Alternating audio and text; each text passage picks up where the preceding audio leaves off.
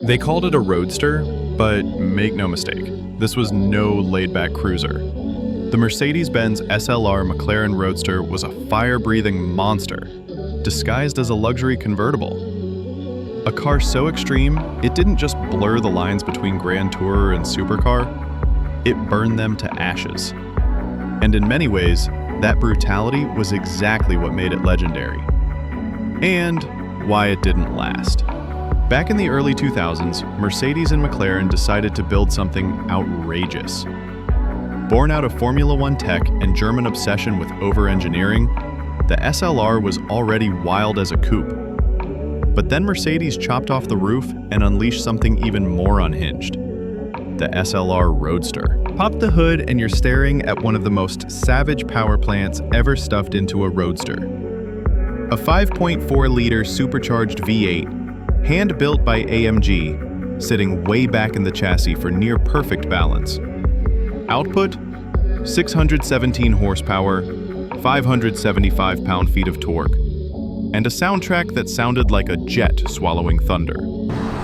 Hit the throttle, and this topless beast launched from 0 to 60 in just 3.6 seconds. That's faster than most Ferraris of its era. Top speed? 206 miles per hour, with nothing but the wind and a thin fabric roof between you and oblivion.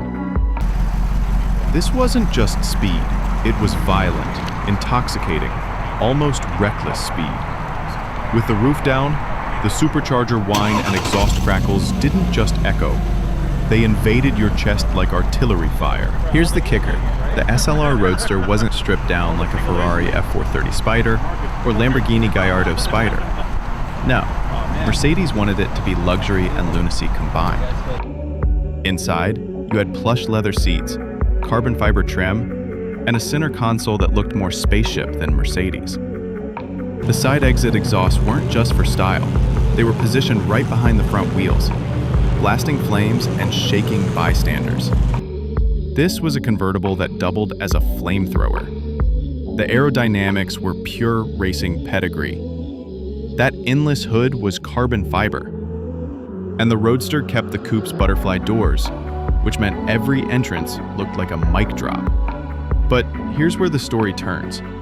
For all its insanity, the SLR Roadster wasn't perfect. Far from it. Weighing in at nearly 3,900 pounds, it was heavy. Super heavy. Yes, the carbon fiber monocoque kept it stiffer than most convertibles, but physics doesn't lie.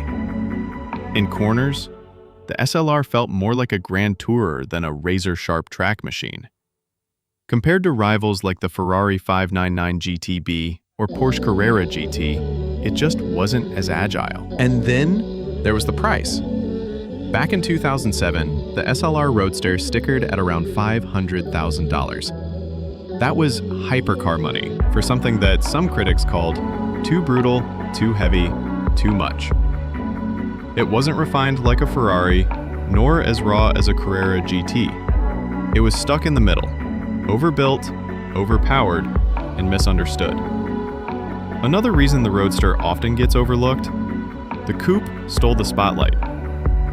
The hardtop SLR was already a legend by the time the roofless version arrived. And Mercedes didn't build the Roadster in huge numbers. Just a few hundred units rolled out of McLaren's facility in Woking, UK. But those who drove it knew. The Roadster was something different. It wasn't about lap times or Nürburgring bragging rights. It was about raw, unfiltered drama. Roof down, flame spitting, supercharger screaming. You didn't just drive the SLR Roadster, you survived it.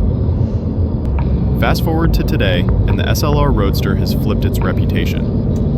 What critics once called too much has become exactly why collectors want it. In a world where supercars are tamed by electronics, the SLR Roadster stands as a symbol of excess. Prices have soared. Clean examples now fetch well over $700,000, with rare specs pushing past $1 million. For billionaires and collectors, it's not just a car. It's a piece of the wild, unfiltered 2000s supercar era. So why was the SLR Roadster too brutal for its own good? because it was an experiment no one else dared attempt. Mercedes tried to make a $500,000 luxury roadster with the heart of a Le Mans car. And in doing so, they built something that scared people, confused critics, and yet captivated enthusiasts. It wasn't balanced. It wasn't perfect, but that was the point. The SLR Roadster was excess turned into horsepower, luxury turned into insanity. Too heavy for the purists, too wild for the conservative buyers, and too expensive for almost anyone. But here's the twist. Today, that very brutality is exactly why it's unforgettable. The Mercedes SLR Roadster was the definition of overkill. A $500,000 convertible that could melt tires at 200 miles per hour and set the night sky on fire with its side pipes. Too brutal? Maybe. Too much? Definitely.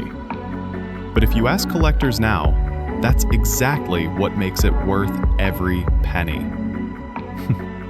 Because sometimes, being too much is what makes a car truly legendary.